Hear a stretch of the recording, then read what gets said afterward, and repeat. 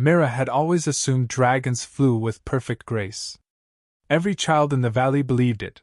The elders told stories about their fiery wings slicing the sky like blades, their movements effortless and divine. Dragons didn't stumble. Dragons didn't falter. Dragons didn't fall. Until one did. The sky cracked open with a shrill metallic sound, something between a scream and the tearing of space. Mira looked up instinctively, shading her eyes from the noon sun, just in time to see a small shape plummeting downward, spiraling like a wounded star. A dragonling. No bigger than a calf. No older than a human child. He slammed into the dirt road with a force that kicked up a cloud of dust. The ground shook beneath Myra's feet. A few villagers peeked out from behind fences but quickly ducked out of sight. Dragons meant danger. Dragons meant death. Stay away. Don't look. Don't involve yourself. Mira ran anyway. Her lungs burned as she sprinted across the road, skidding to her knees beside the fallen dragonling. His scales were a deep copper, shimmering faintly even through the dust. His wings lay sprawled beneath him at odd angles. One twitched violently, the other didn't move at all. His breath came sharp, ragged, each exhale laced with smoke that curled weakly from his nostrils. "Oh no, oh stars, hey little one, look at me," Mira said, voice trembling. "Stay awake, all right? Stay awake." The dragon child blinked up at her, huge molten gold eyes, shimmering with pain. He tried to lift his head, but whimpered and sank back down. Mira touched the side of his neck gently. His scales were warm, feverish. Broken wing for sure. Maybe fractured bones. Internal injuries if the fall had been from high enough. A cold spike of fear ran through her. A dragonling this small should never have been alone in the sky. Someone must have failed him. Someone powerful. Someone dangerous. Someone like. Her thoughts froze. The Ember Peak insignia was carved faintly along the dragon child's forearm scale, the symbol of the ruling dragon clan. Her hands went cold. That made him. "No," she whispered, her throat closing. "No way, don't tell me you're." The young dragon whimpered, as if answering. The dragon chief's heir. The son of Kael'Theros, warlord of the Ember Peak clan, one of the most feared dragons in the known lands. He ruled the mountain clans with a fire so fierce the clouds themselves obeyed him. Humans were ants to him, tolerated only because squashing them was a waste of energy. And somehow, his child had fallen right in front of her. Mira stood on shaking legs, scanning the road for help, but the villagers had vanished into their homes, too terrified to offer even a whispered suggestion. No one would dare cross into dragon territory. Except her. She swallowed. If she didn't move now, the child would die. She crouched again and gingerly attempted to lift him. His weight nearly knocked her back onto the ground. Dragons were heavy, even the young ones. But when Mira braced her legs and pulled again, the dragonling whined softly and curled toward her, burying his snout into her chest. The sound was so small. So scared. Something inside Mira hardened. "I've got you," she said, breath shaking. "I promise. I'll get you to your father." The words felt like a death sentence, but she meant them. She cradled the dragon child as if he were fragile glass, ignoring the way his scales burned against her arms. Then, gritting her teeth, she began the long climb toward Ember Peak. The path to the dragon chief's domain twisted upward into the mountains, steep, rocky, and absolutely forbidden to humans. Wind whipped against her face as she dragged herself forward, every step heavier than the last. The dragonling whimpered again, pressing closer to her warmth. Mira tightened her grip. "Hold on. Just a bit longer. Don't fall asleep." The mountains loomed higher, their peaks glowing faintly with embers even in daylight. Fire veins ran down the cliffs like molten rivers, dragon territory, unmistakable. Myra's heart pounded, not just with exertion but with fear. Dragons didn't tolerate trespassers. Especially humans. Especially humans carrying royal blood. When she reached the gate, her legs nearly gave out. Two massive dragon guards perched on the stone pillars, each one larger than a cart. Their eyes snapped open the moment they smelled human scent, and then widened in shock when they saw what she carried. One guard roared. The ground trembled. The other snapped his wings open, blocking the entrance. "Human!" he growled, voice like cracking stone. "You dare touch the prince?" Mira flinched but didn't back away. "He fell," she said desperately. "His wing is broken. He needs help, now." The guards glanced at each other. Their scales bristled, not with anger, but with fear. If the prince died, their lives were forfeit. If they mishandled him, same fate. If they let a human inside. It was unthinkable. But the dragonling whimpered again and pressed his snout deeper into Myra's chest, clutching her shirt with tiny claws. That did it. The guards recoiled as if they'd witnessed a sacred taboo. "The prince clings to her? Impossible. No dragon child seeks comfort from a human. Unless he trusted her." The guards lowered their wings reluctantly. "You may enter," one rumbled. "But know this, human, if harm comes to the prince, your life will end before your scream leaves your throat." Mira swallowed. "Then don't waste time threatening me. Take me to his father." The guards exchanged shocked looks.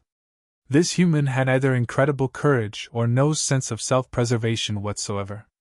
They escorted her deeper into the mountain courtyard, a vast expanse of firelit stone, rings of warriors, forged smoke rising in twisting columns. Dozens of dragons turned as the fragile human girl stumbled into their domain, clutching their injured heir to her chest. Gasps echoed through the courtyard. "What is that human doing here? She carries the prince. Did she steal him? No, look how he clings to her. He trusts her." Then the crowd split. The warlord appeared. Heir himself. He emerged from the forged smoke like a living storm, massive, scarred, dark-scaled, his eyes glowing a deep indigo that pierced straight through bone. His claws scraped the stone, sparks flying. His mere presence made Myra's knees buckle. The fire around them dimmed in respect. Heir took one step forward. "Who," he thundered, "allowed a human to enter my domain?" The dragons bowed. Mira froze. His eyes landed on the dragonling in her arms, and for the first time, the great warlord's expression shattered. Not with anger. With fear. "My son!" he growled, voice slicing the air. "What have you done to him?" Mira lifted her chin, though her hands trembled. "He fell," she said, meeting his gaze. "And I saved him." The courtyard went dead silent. Heir inhaled sharply, not in fury, but in shock. His eyes narrowed, analyzing the impossible sight before him, his heir, wounded and trembling, clinging to a human girl like she was the only safe place in the world. He had never seen anything like it. And neither had any dragon alive. The warlord lowered his head, bringing his glowing eyes level with Myra's. "Human," he rumbled. "Do you understand what you've done?" Her voice shook. "Yes. I saved your son's life." Heir stared at her, this fragile creature, trembling, dusty, scratched, but standing firm before a dragon warlord with his heir in her arms. His voice softened barely. "Then you will not leave," he said. "Not until his life is safe." And something darker, older, hidden slipped into his tone. "Not until I understand how a human did what no dragon could." The dragon chief had spent centuries believing humans were made of soft mistakes and shorter lifespans, creatures you monitored, tolerated, perhaps even pitied, but never relied upon. Yet now, as he strode behind the small human girl weaving through the crowded stonework paths of the WIRM city, he found himself relying on her without hesitation. Her steps were too quick for her size, tapping like frightened heartbeat echoes against the obsidian-lined streets, but she didn't slow. Not once. Not even when dragons twice her height turned to stare, their scaled brows raised in offense or curiosity at the sight of their chief trailing behind a trembling human girl. The chief didn't bother to explain himself to them. He didn't care how strange it looked. His son mattered more. And the girl, fragile, frail, poorly dressed, smelling faintly of rainwater and old cloth, mattered because she knew where the boy was. She had said fell. A hatchling falling was nothing unusual. But her voice, that human quiver, that struck metal vulnerability, carried something else. Not panic. Not fear. Something quieter and far more dangerous, urgency born from genuine care. He wasn't used to that. Especially not from humans. Here, she said when they reached a sunken alley between the market tiers. Her voice cracked on the word. She pointed ahead, breath trembling as though she feared what he would find. There, in the space between two fallen columns, lay his son, curled, wings tight around his tiny body, one foreleg twisted beneath him. His eyes, bright gold like molten dawn, were dim with pain. The chief's heart clenched. He didn't roar. Didn't shout. He simply moved, kneeling with a speed that made the air ripple. The ground shuddered beneath his weight. "Father!" the little dragon croaked. "I'm here." The chief's voice was low, but something in it broke loose, something he usually hid beneath centuries of authority. He touched his son's muzzle, brushing away dust and a streak of blood along the scales. "What happened?" The hatchling's breath hitched. "Wanted to fly. I slipped. Couldn't get up." Before the chief could gather him into his arms, the girl knelt beside them with a gentleness that made the world pause. She stayed outside the reach of the chief's claws. Humans tended to flinch from dragons, but her hands moved with astonishing steadiness as she checked the hatchling's injured limb. "He didn't cry," she whispered. "He tried to stand. I didn't know how to help, so I ran." Her voice was apologetic, as if failing to lift a dragon the size of a warhorse was some personal shame. The chief watched her, disbelief growing by the heartbeat. Most humans would have fled. Many dragons would have ignored a fallen hatchling that wasn't theirs. But this girl, she ran until her lungs burned. For a child not her own. For a species known to frighten hers. For a chief who could crush her with a flick of his wrist. He felt something unfamiliar stir in his chest, a sharp warmth, unexpected and unwelcome only because he didn't know what to call it. "Move back," he murmured but gently. "I need to set the bone." She obeyed instantly, though worry darkened her eyes.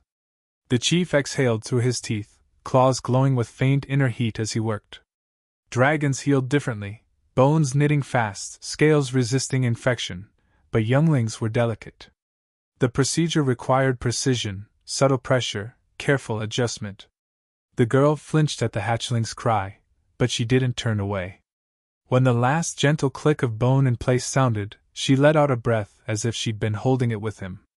The chief wrapped his son against his chest, wings covering the small body like a cocoon. He lifted his gaze to the girl, and for the first time since she had run to him, he let his full attention rest on her without the haze of fear for his son clouding it. She was small. Too small. Wearing clothes that looked older than she was. Her hands were scraped from her run across rough stone. Her knees were bruised. And she was still shaking, not from pain but from the exhaustion of sprinting across the entire WYRM city to find him. "You did well," he said. The words felt strange. Dragon chiefs did not thank humans. They didn't even acknowledge them unless necessary. But her face, oh, the way it changed. Surprise first, then relief, then something like shy pride lighting the edges of her expression. "I just couldn't leave him," she said. "He was alone." "So were you," he replied quietly. Her eyes widened. He hadn't meant to say it. But he had noticed how no one followed her when she ran, no human companions appeared, no parents demanded where she'd gone. Even now, she had no one calling her home. For reasons he could not explain, the realization made his chest ache. She swallowed hard. "I'm used to it. But he shouldn't be. Not when he's hurt." There were dragons who spoke of humans as weak, as selfish, as creatures who would always prioritize themselves, survival above all else. Yet here stood a girl who had risked her life running through a city where humans were barely tolerated, simply because she couldn't bear to leave a wounded child alone, even if he wasn't human. The chief adjusted his son against him, the hatchling already sleepy from relief. "What is your name?" he asked, tones softer than he intended. She blinked rapidly, as though no one had asked her in a very long time. "Mira. Mira," he repeated, tasting the shape of it. "A good name." Her cheeks warmed with a shy pink. He did not understand humans well, but he understood this. Gratitude felt different when directed at them. They reacted as though each word was a rare gemstone placed into their palms. "Come," he said, standing to his full towering height. "You will walk with me." She stiffened. "With you? Into the upper tiers?" "Yes." "But humans don't go there," she whispered, voice trembling. "They do," he answered when. The walk to the upper tiers of the WYRM city should have been short. Dragons had designed the pathways for efficiency, wingspan, and dominance, tier upon tier rising like jagged stone terraces built to remind anyone walking through them who ruled the sky. Yet somehow, with Mira at his side and his son cradled against his chest, the climb stretched into something slower. Something quieter. Something almost reflective. Dragons bowed as their chief passed. They always did. But today, for the first time in living memory, they looked not at him, but at the human girl walking beside him like a shadow made of soft skin and stubborn courage. Some narrowed their eyes. Some whispered. Some flared their nostrils, catching the scent of human fear. But what silenced them wasn't Mira. It was the chief. He walked with her in a way that left no room for insult. Not a glare touched her. Not a mutter dared rise above breath. His presence wrapped around her more powerfully than any shield, and the city, ancient, proud, merciless, knew better than to challenge the weight of a dragon's protective intent. Mira didn't notice. Or rather, she pretended she didn't. Her wide eyes darted to every glowing lantern, every towering statue, every winged silhouette crossing the sky. She wasn't trembling from fear anymore. She was trembling because she had never stood this close to the heart of the dragon domain. "No humans live here," she whispered without looking up at him. "Only nobles." The chief's jaw flexed. "That rule was written before you were born." "And now?" she asked softly. "Now I am rewriting it." She stumbled, not physically, but in spirit. A small hitch of breath. A crack in composure. Human hearts were easy to read. They reacted so honestly to the smallest shifts in the world. He found he liked that. It made them disarming. It made her disarming. He adjusted his sleeping son in his arms. The hatchling's breathing was steady now, his wings tucked in neatly, a child safe after. The walk to the upper tiers of the WYRM city should have been short. Dragons had designed the pathways for efficiency, wingspan, and dominance, tier upon tier rising like jagged stone terraces built to remind anyone walking through them who ruled the sky. Yet somehow, with Mira at his side and his son cradled against his chest, the climb stretched into something slower. Something quieter. Something almost reflective. Dragons bowed as their chief passed. They always did. But today, for the first time in living memory, they looked not at him, but at the human girl walking beside him like a shadow made of soft skin and stubborn courage. Some narrowed their eyes.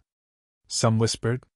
Some flared their nostrils, catching the scent of human fear. But what silenced them wasn't Mira. It was the chief. He walked with her in a way that left no room for insult. Not a glare touched her. Not a mutter dared rise above breath. His presence wrapped around her more powerfully than any shield, and the city, ancient, proud, merciless, knew better than to challenge the weight of a dragon's protective intent. Mira didn't notice. Or rather, she pretended she didn't. Her wide eyes darted to every glowing lantern, every towering statue, every winged silhouette crossing the sky. She wasn't trembling from fear anymore. She was trembling because she had never stood this close to the heart of the dragon domain. "No humans live here," she whispered without looking up at him. "Only nobles." The chief's jaw flexed. "That rule was written before you were born." "And now?" she asked softly. "Now I am rewriting it." She stumbled, not physically, but in spirit. A small hitch of breath. a crack in composure. Human hearts were easy to read, they reacted so honestly to the smallest shifts in the world. He found he liked that. It made them disarming. It made her disarming. He adjusted his sleeping son in his arms. The hatchling's breathing was steady now, his wings tucked in neatly, a child safe after. Night settled over the dragon's city like a velvet curtain woven from drifting embers and faint wing beats. Dragons soared through the sky in patterns that looked almost ceremonial, though none of them admitted it. They called it routine patrol. But every creature on the terraces knew they were watching the chief's hall, watching the human girl who had, somehow, unsettled the balance of an ancient empire simply by caring about a child. Inside, Mira stood at the balcony of obsidian stone, looking down at the shimmering tiers below. She'd never seen a city from this high. Humans weren't allowed on the upper platforms. And now she stood where only nobles and generals had ever been allowed to walk. Her breath fogged in the cool night air as she hugged her arms around herself. Cold? The voice behind her was deep, steady, and unmistakably powerful. She turned. The dragon chief stepped onto the balcony, not in armor but in the soft robes only worn in private chambers, scaled patterns in deep crimson, woven with threads that glimmered faintly. Without his armor, he looked, not smaller, but closer to someone she could stand beside without feeling like she had to disappear. "I'm fine," she whispered. He eyed her thin sleeves and shook his head. "Humans say that only when they are not." A warm cloak suddenly draped around her shoulders, heavy, soft, smelling faintly of smoke and clean steel. It dwarfed her. It could have covered three of her. She almost laughed. His gaze sharpened. "What amuses you?" She swallowed a smile. "Everything here is so large. Even your clothes." "Dragons build for dragons," he admitted. "You are an adjustment." She looked down at the cloak again. The warmth seeped into her bones like sunlight, chasing away the chills she hadn't admitted she felt. "Thank you," she murmured. "For the cloak. For the protection. For not sending her away." He leaned against the balcony railing beside her. The size difference should have been intimidating. Instead, she felt strangely grounded beside him, as if the world was steadier simply because he stood there. Below them, the city glowed softly. Dragon lanterns pulsed like breathing stars. Wind rustled through banners made of hide and silk. "They're still talking about you," he said. Mira stiffened. "In a good way or a bad way?"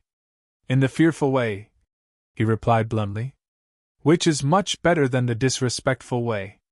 She made a small sound, half gasp, half awkward laugh. "I didn't mean to cause trouble." "You caused change," he corrected. "That is rarely comfortable." He angled his head slightly, studying her face as if searching for something he hadn't known to look for before. She shifted under the intensity of his gaze. "What is it?" she whispered. "You are not what I expected a human to be. Is that good or bad?" "That is still unfolding," he said. "But for now, it is good." Silence stretched between them, not tense, but something like the quiet before a truth. After a moment, she asked softly, "Will your son be all right?" His expression softened in a way she had never seen from a creature made of authority and fire. "He is already asking when he can fly again," the chief said. "That is how I know he is healing." Relief washed across her features, bright and fragile. He watched it with a warmth he did not hide. "You care for him," he said. "Of course I do. He's just a child. Many beings forget that," he murmured. She breathed out slowly. "I'm glad he's safe." Then, more quietly, "And I'm glad you aren't angry with me." He frowned, not in irritation, but in confusion. "Why would I be angry?" "Because I ran into your territory. Because I shouted at your guards. Because I grabbed your arm." Her voice shrank, remembering every breach of etiquette. "Humans can be punished for less." "And yet," he said, "you still did all of it." She froze. "That," he continued, "is what unsettles the elders. They expected fear from you. Submission. They do not know how to manage a human who acts with instinct rather than deference. Her gaze dropped. I wasn't trying to disrespect your people. I know, he said. That is why your actions mattered. His voice lowered, gentled. And that is why I stand with you. Mira felt her throat tighten. I've never had anyone stand with me. You do now. The words settled between them like an oath carved into stone. A distant horn sounded, the deep, vibrating call of dragons gathering. Mira startled. The chief did not. They want a council, he said. They want to question why a human stands in the high hall. Fear flickered across her face. He saw it. And he placed one clawed but gentle hand on the railing beside her, close enough that she felt the heat radiating from him. They may call me to speak, he said. But you will not be summoned. You will remain here. Alone. In a dragon palace. Protected but alone. She nodded hesitantly. I don't want to cause more conflict. His eyes softened further than she thought possible. You cause clarity, he said. Not conflict. He moved to leave, but paused as if something tugged him back. Human, he said quietly. Mira. She looked up. If I do not return quickly, do not assume harm. Dragons argue loudly even when they agree. If they shout, his voice rumbled, it is normal. She let out a shaky laugh. That doesn't make me feel better. He hesitated again. Something unspoken pressed against the edge of his composure. Then, finally, if anything happens, if anyone approaches this hall, call for me. I will hear you. She blinked. From the council chambers? I will hear you, he repeated. And she believed him. He stepped away, wings folding in as he vanished down the corridor. But before he disappeared fully, he glanced back once, just once, like a man reluctant to walk away from something precious he hadn't yet named. She stood alone on the balcony, wrapped in his cloak, breathing air that tasted faintly of smoke.